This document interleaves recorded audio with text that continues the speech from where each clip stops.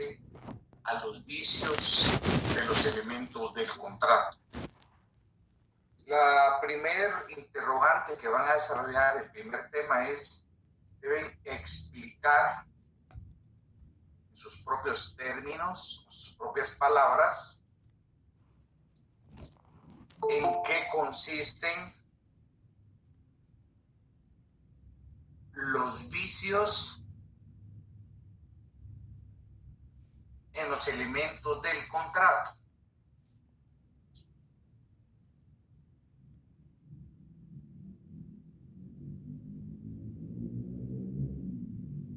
Cuando hacemos referencia a los vicios en los elementos del contrato, en este tema van a explicar a qué nos referimos con vicios elementos del contrato y van a citar los supuestos o los casos que se concretan como vicios en los elementos del contrato.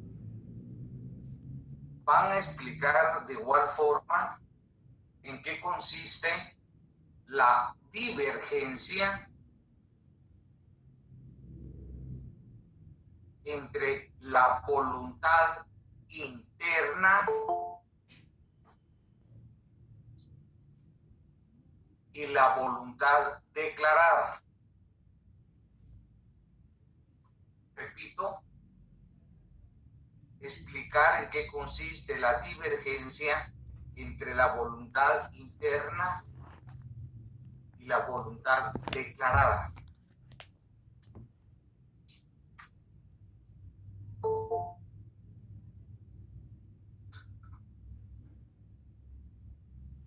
Proporcionar una definición de lo que es la reserva mental.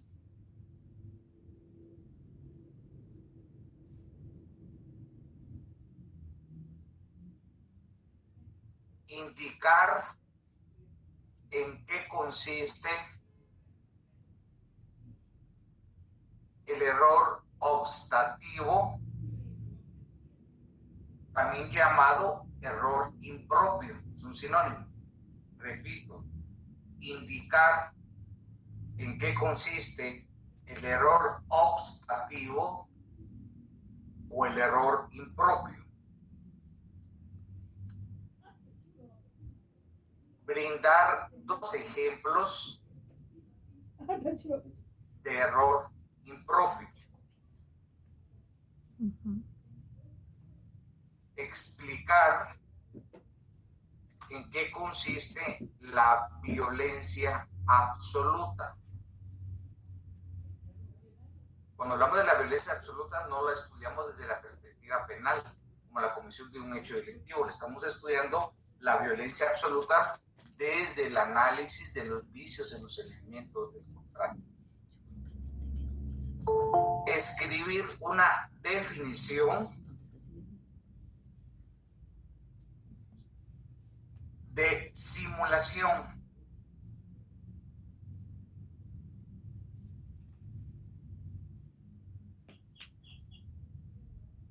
Transcribir el artículo 1257 del Código Civil.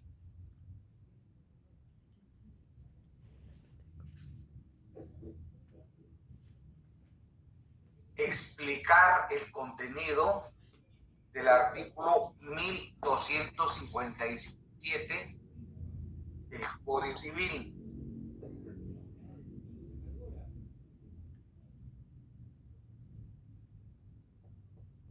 Transcribir el artículo 1284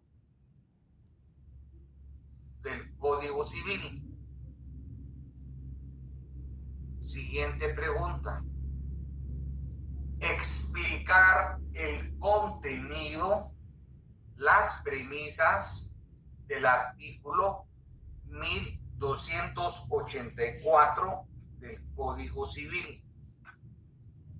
Como el Código Civil en el artículo 1284 tiene los numerales 1, 2 y 3, al momento que ustedes redacten explicación su análisis e interpretación de esta norma, tienen que separar su comentario en 3 apartados: el numeral 1, el numeral 2 y el numeral 3, para ser debidamente ordenados.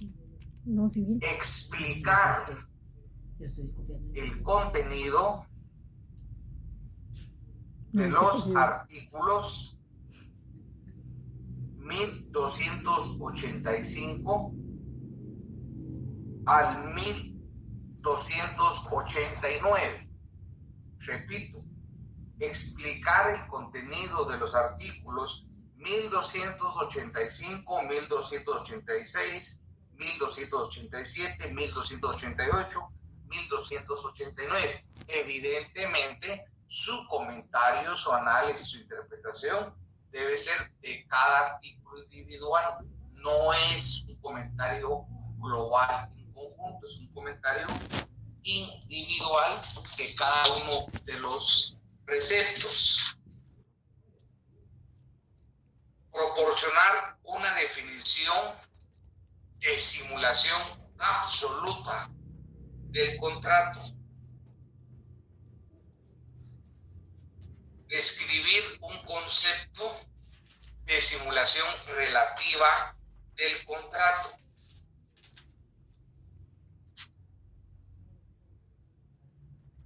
Explicar en qué consiste la acción de simulación. Cuando pregunto la acción de simulación, nos tenemos que ubicar en el escenario procesal. La acción es la facultad de acudir a un órgano jurisdiccional, ejercer una pretensión. En este caso, ustedes tienen que explicar en qué consiste la acción procesal de simulación. ¿Qué es lo que tenemos que probar en la simulación? Definición de contrato fiduciario.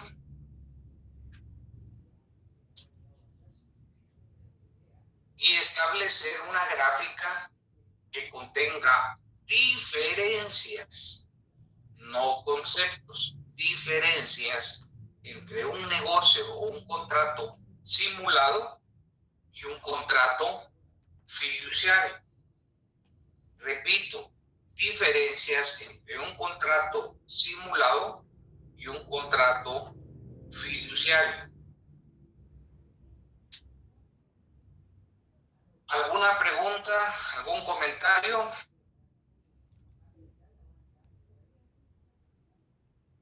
Perfecto.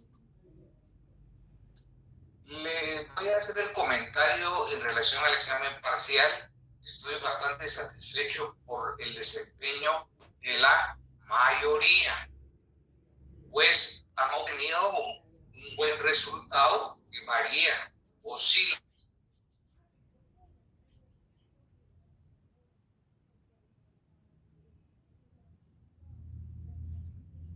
De las tareas asignadas se les facilitó el desempeño del examen. La mayoría han tenido un excelente punteo. Felicito a los punteos más altos, que fueron de 28 puntos al papá y a la hija Huertas. Es decir, vienen trabajando la línea del semestre anterior de esforzarse y tener un buen desempeño en su evaluación, y de igual forma tiene que ser en su nota final. Por lo tanto, felicito por ese esfuerzo y la dedicación. Hay otros buenos resultados y una minoría de resultados que no son los deseados, pero dice que cada quien tiene el punteo que se merece en función del esfuerzo realizado. Por lo tanto, el día de mañana estoy publicando esos resultados para que quienes han obtenido buena nota deben continuar en ese ritmo de disciplina, y quienes han obtenido una mala nota, que es la minoría, son pocos casos, tienen que esforzarse el triple para mejorar su resultado del segundo examen parcial. Por supuesto, si hay interés en aprobar el curso. Ahora, si no hay interés en aprobar el curso, pues va a continuar en esa misma postura del principio del mínimo esfuerzo. Muy bien, algún error frecuente que se cometió en el examen, una pregunta tan fácil que tanto hablamos, los requisitos esenciales del contrato. La mayoría señaló el objeto, el consentimiento y la capacidad contractual. Obviaron señalar que la forma también es requisito esencial en los contratos solemnes y formales. La pregunta tenía un valor de 2 puntos y al omitir el requisito esencial para los solemnes y formales, la forma, la calificación es de 1 punto. Porque son requisitos esenciales, no es de criterio. Yo señalé la mayoría. O van todos, y aún así se les asignó 1 punto sobre 12. Fue un error recurrente. Otro error de algunos estudiantes, cuando yo pido diferencias, entre paréntesis puse no definiciones.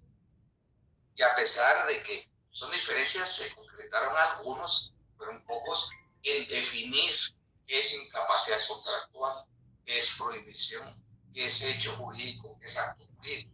Y no establecieron diferencias. La pregunta era diferencias, no definir. Entonces, mi recomendación es un aspecto que tomen en consideración para el siguiente parcial, que si se les está formulando la solicitud de desarrollar las diferencias, tenemos que trabajar sobre diferencias. Evidentemente, para poder trabajar las diferencias, tenemos que manejar con propiedad lo que es su definición, sus características, su normativa y su naturaleza jurídica. Partimos de ese conocimiento para llegar a un nivel superior de conocimiento que es diferenciar. Por lo tanto, los felicito porque la mayoría tuvieron muy buenos resultados. Los invito y exhorto a que continúen con esa disciplina para que el próximo examen parcial puedan tener buena nota.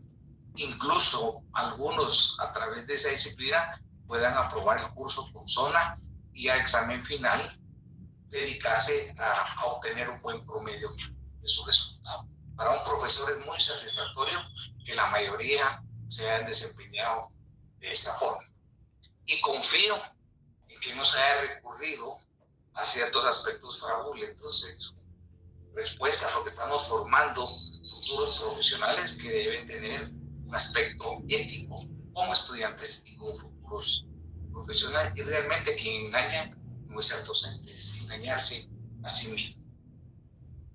Perfecto, dada la felicitación anterior, iniciamos con los vicios en los elementos del contrato. Explicamos a lo largo de las clases del primer parcial cuáles son esos requisitos y presupuestos esenciales para que haya contrato, una capa contractual, un objeto ilícito, un consentimiento sin vicios, subrayo eso, consentimiento sin vicios, y la forma en que los contratos solemnes y formales, que se exige la escritura pública y la inscripción en un registro correspondiente. Pero cuando hablamos ya en este momento de vicios en los elementos del contrato, debemos de poner atención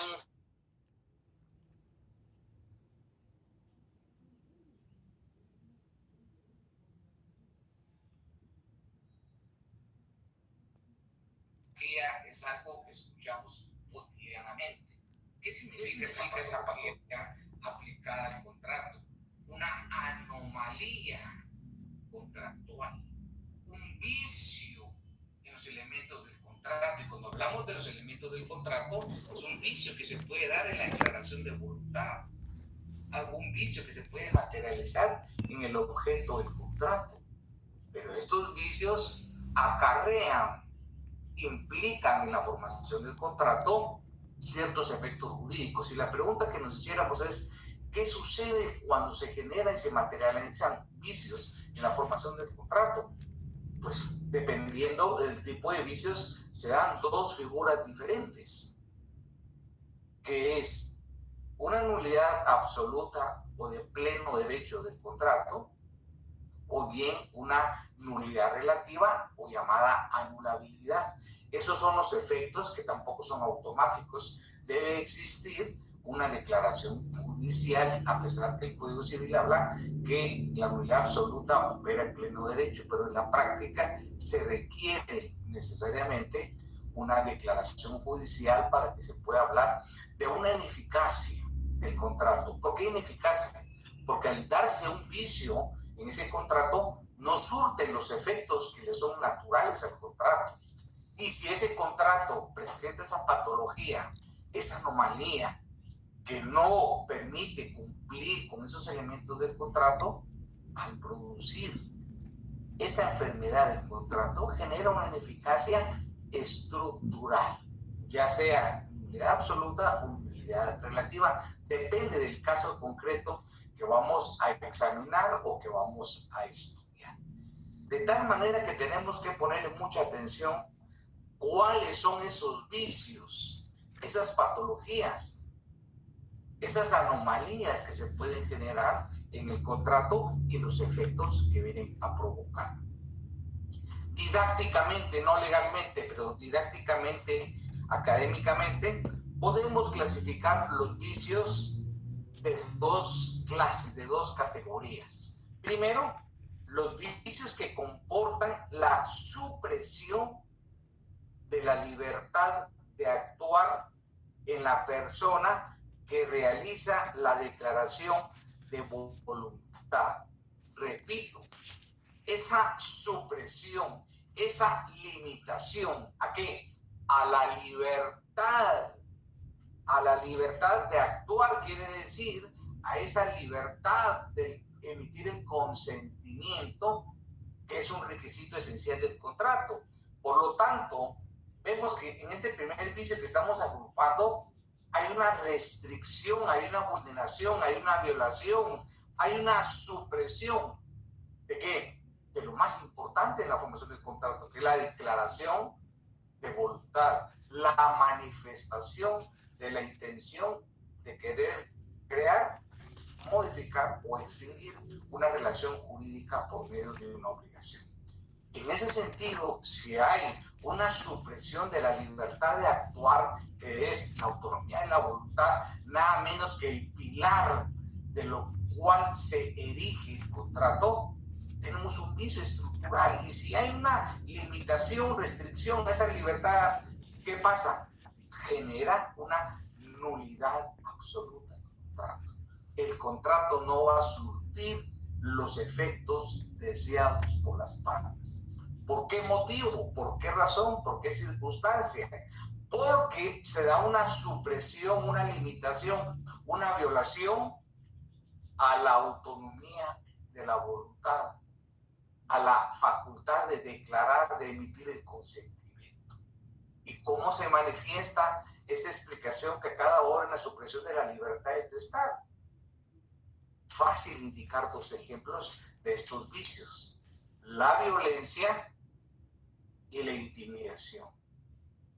Si hay un acto que ustedes participan en la celebración de un contrato y hay un acto externo de una violencia física o una violencia psíquica que los quiera restringir, suprimir en la libertad, que los quiera coaccionar, obligarlos a celebrar un contrato en una dirección específica, esta violencia psicológica o física constituye un vicio del contrato, un vicio en esa declaración de voluntad, un vicio en el consentimiento, que genera una nulidad absoluta que es necesario probarla ante un órgano jurisdiccional. Toda afirmación se tiene que probar. No basta con decirle al juez: yo fui objeto de violencia. Tenemos que demostrarle, tenemos que acreditar esa pretensión, en este caso, cómo surgió la violencia, cómo se materializó y cómo suprimió mi libertad espontánea, consciente de celebrar el contrato. Esto se llama en derecho procesal el principio de la carga de la prueba. Artículo 126 del Código Procesal Civil y Mercantil. Quien afirma debe probar.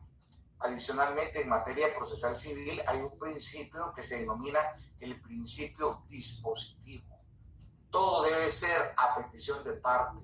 Activar el trámite de ese proceso debe ser no solo iniciado a instancia de parte interesada, sino que promovido a través de esa legitimación activa en el proceso.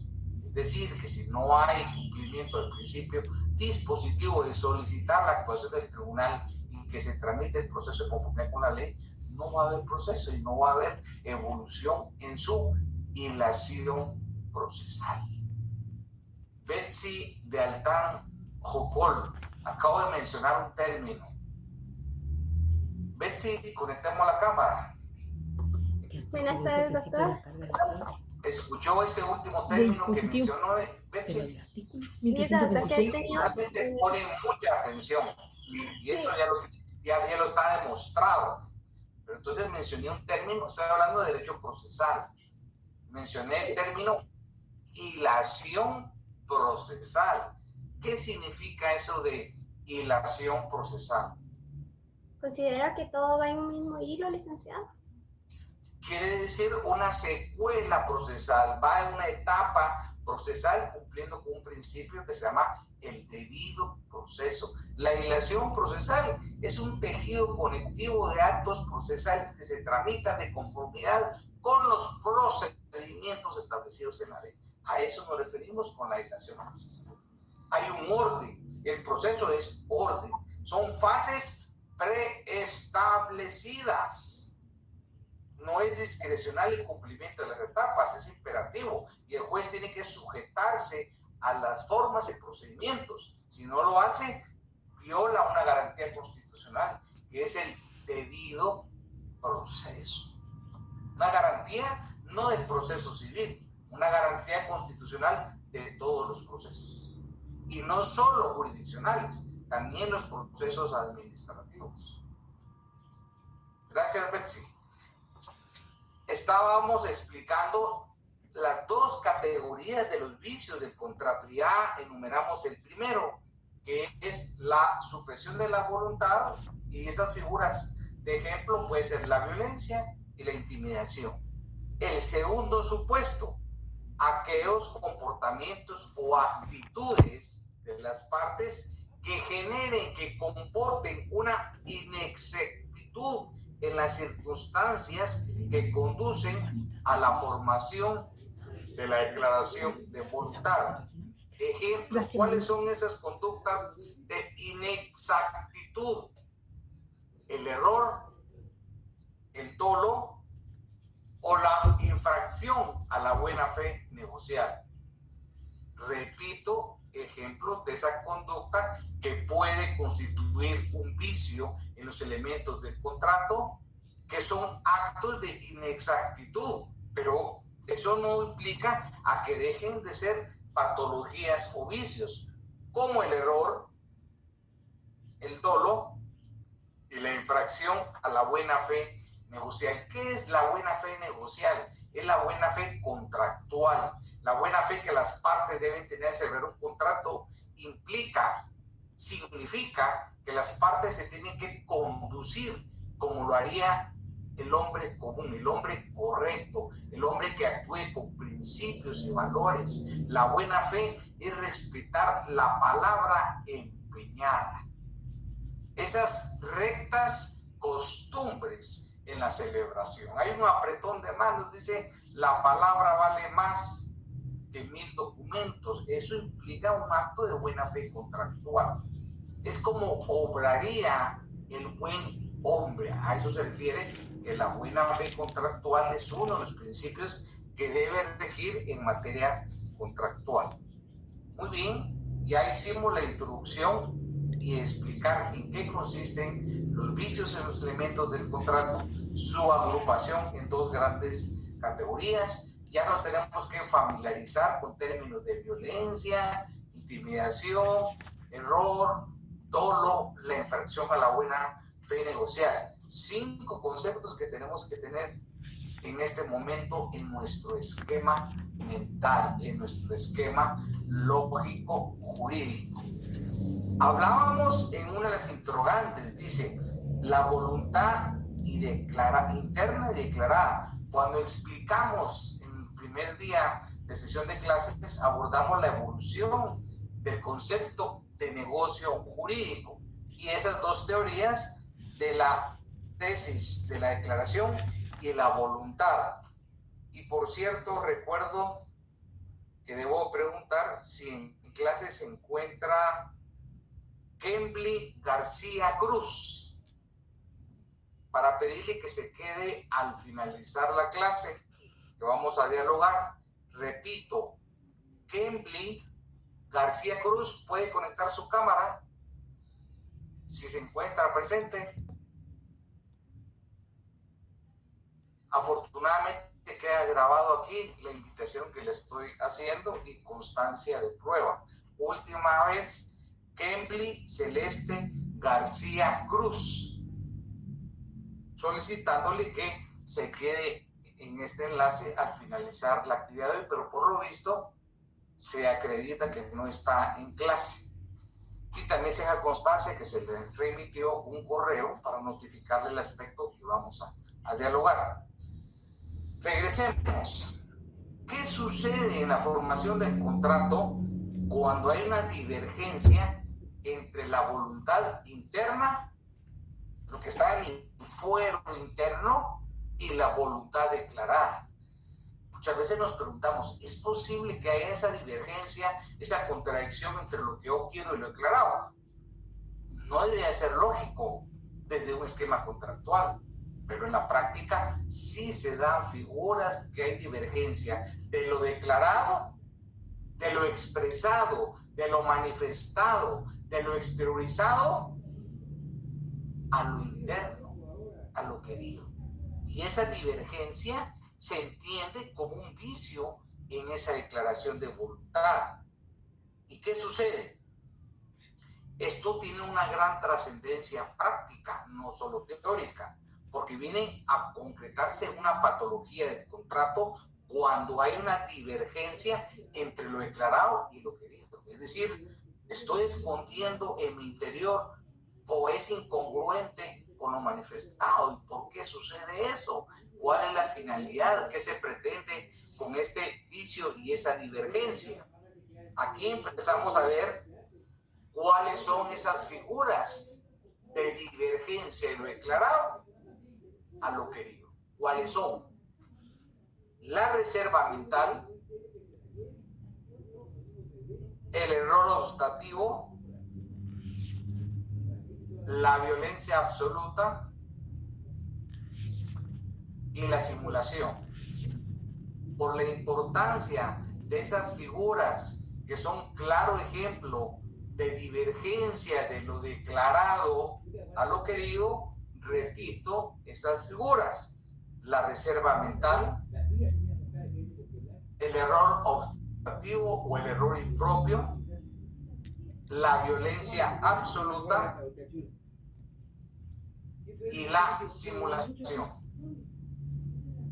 Iniciamos a explicar una por uno de estas anomalías que representan una divergencia de lo declarado y lo querido. Son diferentes. La reserva mental la voy a explicar desde la concepción de la dogmática comparada. ¿Por qué? Porque en nuestro Código Civil no está regulada la reserva mental. Lo voy a explicar a la luz de lo que dice la doctrina extranjera. ¿Qué dice el maestro de Castro, uno de los mejores civilistas del mundo?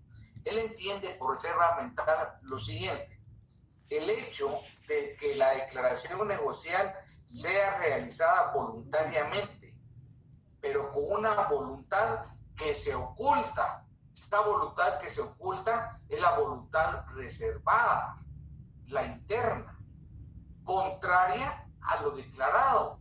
Ahí está, a la luz de esa definición, que la reserva mental es una divergencia de lo declarado con lo querido.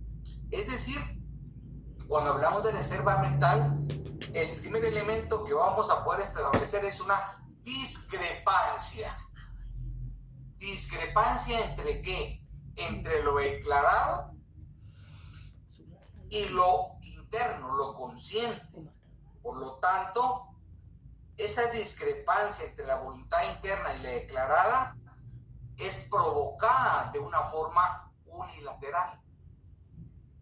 Adicionalmente, no solo es provocada de forma unilateral, esa divergencia de la reserva mental es provocada de una forma intencional. es unilateral, es intencional y ¿qué persigue? Que quien emite la declaración de voluntad de tal forma que lo que está expresando es algo que no quiere. Por eso se denomina reserva mental. Lo voy a explicar en otras palabras. Esta divergencia de lo declarado y lo querido por medio de la figura de la reserva mental. La voluntad real, auténtica, genuina que se persigue, ¿qué es? Es restringir, limitar o anular la eficacia de lo declarado. ¿Por qué razón? Porque el declarante pretende, quiere la declaración, pero no el contrato. Por eso se llama reserva mental. Tiene la voluntad de declarar, pero carece de la voluntad negocial. Eso significa que no tiene la intención, esa voluntad de celebrar el contrato. A eso se refieren los pilares esenciales de la reserva mental. En ese sentido, si ustedes me preguntan en los códigos civiles más importantes del mundo, ¿dónde está regulada la reserva mental? Es en el Código Civil alemán, que por supuesto no lo voy a preguntar en el examen, y reitero, no está regulada en el Código Civil la reserva mental. A diferencia de la figura que vamos a estudiar en este momento, el error obstativo o el error impropio. ¿Qué supone este tipo de error? Una divergencia entre la voluntad declarada y la voluntad interna. Cuando hablo de divergencia, pueden utilizar el sinónimo de la palabra, una discrepancia, una falta de coincidencia entre lo declarado y lo querido. De tal forma que hay una razón de disparidad. Y esa razón de disparidad, de discrepancia, ¿en qué radica? En este caso, en el error obstativo, en el error padecido en la declaración. Mientras que antes había una reserva mental, aquí hay un error padecido en la declaración. ¿Y cómo lo vamos a diferenciar el error obstativo impropio de la reserva mental? En el sentido que esta divergencia no está provocada conscientemente. Estamos hablando del error obstativo. El error no está provocado conscientemente, a diferencia de lo que sucede en la reserva mental. En ese sentido, cuando hablamos del error, hay un error que se materializa en ese acuerdo causal. Y hablar de acuerdo causal es cuando se percibe esa finalidad económico-social que las partes persiguen al celebrar un contrato. Ejemplos de ese error. Una parte cree, piensa, asume celebrar una compraventa y no como lo interpreta y lo asume la otra parte contratante, que lo entiende como un arrendamiento. Hay un error y por lo tanto un vicio en los elementos del contrato derivado de esa divergencia, disparidad de la voluntad declarada y la querida.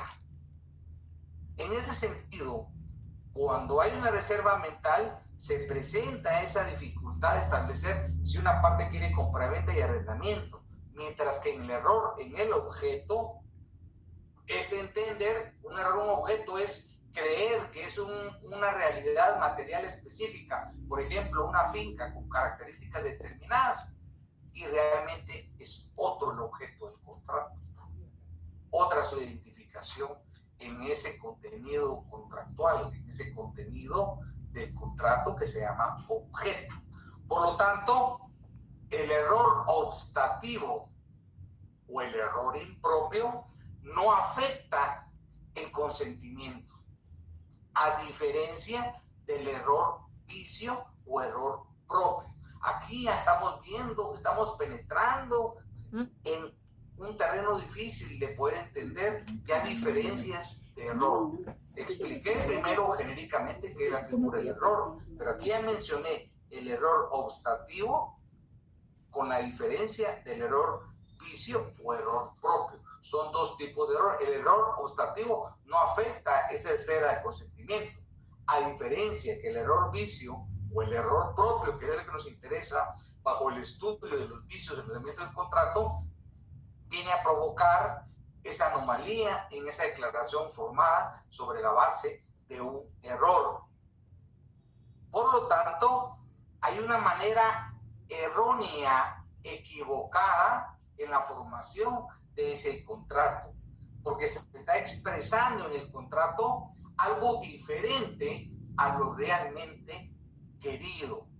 Estamos señalando que esa manifestación de voluntad basada con el error afecta la formación del contrato.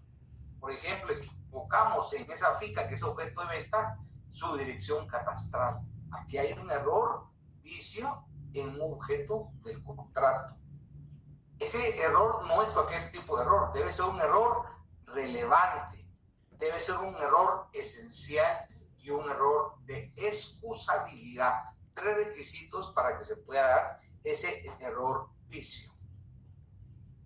Por lo tanto, el 1257 del Código Civil lo vamos a estudiar y explicar. Oscar Díaz Chután, conectemos la cámara. Licenciado, buenas tardes. Bienvenido. Con los requisitos. Léeme el 1257. Capítulo 2. Vicios de la declaración de voluntad. Artículo 1257. Que es anulable el negocio jurídico cuando la declaración de voluntad emane de error, de dolo, de simulación o de violencia. La nulidad no puede pedirla o demandarla a la parte que hubiere causado el vicio. Gracias, Oscar. Oscar, hoy 1257 y estamos haciendo referencia al primer término. Tenemos que tener la capacidad de diferenciar la nulidad absoluta y la nulidad relativa. La nulidad relativa también recibe el nombre de anulabilidad. Y esta norma, desde que menciona es